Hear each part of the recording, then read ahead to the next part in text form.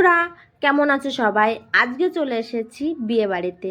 আর বিয়ে বাড়িতে এসেই প্রথমে বরকনেকে গিফটটা দিয়ে দিলাম। কনের হাতে গিফটের প্যাকেটটা দিতেই কনে কানে কানে ফিসফিসিয়ে বলল, দিদি খেয়ে যাবেন। তো আমি তখন আর কিছু বললাম না। স্টেজ থেকে নিচে নেমে এসে মনে মনে বললাম, আরে পাগলি, খেতেই তো এসেছি, না খেয়ে কি আর যাই? এত দামি গিফট নিয়ে এসেছি খাবো বলে, আর না খেয়ে চলে যাব, সেটা কখনো হতে পারে?